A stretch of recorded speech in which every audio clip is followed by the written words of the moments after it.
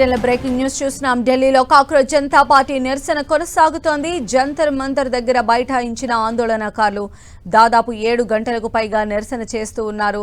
ప్లేట్లపై స్పూన్లతో కొడుతూ ఆందోళన చేస్తూ ఉన్నారు. కేంద్ర మంత్రి ధర్మేంద్ర ప్రధాన్ రాజీనామా చేయాలని డిమాండ్ చేస్తున్న కాక్రోచ్ శ్రేణులు బల్వన్ మరణం చేసుకున్న విద్యార్థుల కుటుంబాలకు ₹1 కోటి పరిహారం ఇవ్వాలని డిమాండ్ చేస్తున్నారు.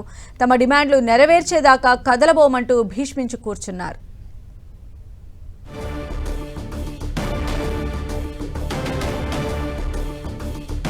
సో మరిన్ని అప్డేట్స్ మా ప్రతినిధి గోపి మనకు అందిస్తారు. గోపి, సంధ్య, ఈ రోజు ఉదయం 10 గంటల నుంచి కూడా ఢిల్లీలో జంతర్ మంతర్ వద్ద కాక్రోచ్ జనతా పార్టీ శ్రేణులంతా కూడా ఆందోళన నిర్వహిస్తున్నారు. రేపు నీట్ ఎగ్జామ్ రీకండక్ట్ చేస్తున్న సందర్భంలో ఒక్కరోజు ముందుగానే ఈ నీట్ పేపర్ లీకేజ్, ఇతర పేపర్ల లీకేజ్ ద్వారా దాదాపు 12 మంది విద్యార్థులు కూడా ఇప్పటికే ఆత్మ బలిదానాలకు పాల్పడడం జరిగింది. వాళ్ళ కుటుంబాలకు ₹1 కోటి ఎక్స్గ్రేషియా ప్రకటించాలంటూ కూడా, అదే విధంగా కేంద్ర విద్యాశాఖ మంత్రి ధర్మేంద్ర ప్రధాన్ వెంటనే రాజీనామా చేయాలంటూ కూడా ఈ యొక్క ప్రొటెస్ట్ లో వాళ్ళు నిరసన అయితే వ్యక్తం చేస్తున్నారు. ముఖ్యంగా ఎన్టీఏ లాంటి ఏజెన్సీస్ ఏదైతే నీట్ పరీక్షను నిర్వహించేందుకు కేంద్ర ప్రభుత్వం ఏర్పాటు చేసిన జాతీయ పరీక్ష ఏజెన్సీకి సంబంధించి పూర్తిగా దాన్ని రద్దు చేస్తూ నేషనల్ వైడ్ గా కూడా విద్యా వ్యవస్థలో సమూలమైన మార్పులు జరపాలి అంటూ కూడా ప్రతి ఒక్క అర్హుడికి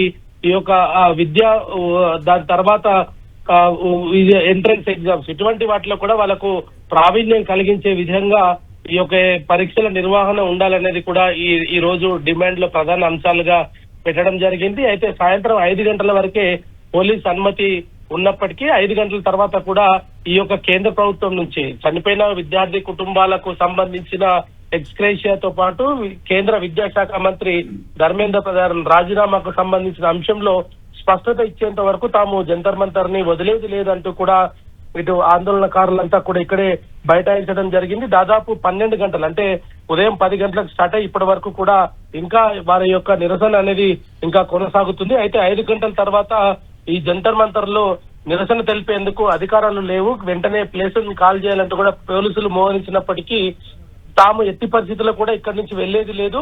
ఈ 2 అంశాల పైన, ఒకటి చనిపోయిన కుటుంబాలకు ₹1 కోటి ఎక్స్గ్రేషియా, రెండవది కేంద్ర విద్యాశాఖ మంత్రి రాజీనామా, ఈ రెండింటిపైన ఒక స్పష్టత ఇచ్చేంత వరకు తాము ఎట్టి పరిస్థితుల్లో కూడా ఇక్కడి నుంచి కదలమని చెప్పడం జరిగింది. దీంతో పోలీసులు అత్యధిక శాతం విద్యార్థులే ఉన్న నేపథ్యంలో వారి భవిష్యత్తును దృష్టిలో ఉంచుకొని అక్కడ అరెస్టులు లాంటివి చేయకుండా వారిని అక్కడే వదిలివేయడం జరిగింది. అయితే ప్రస్తుతం కూడా ఇంకా జంతర్ మంతర్ వద్ద తమ నిరసన అయితే వ్యక్తం చేస్తున్నారు.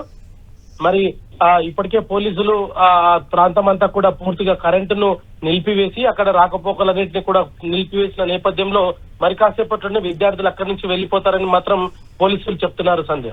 రైట్ గోపి.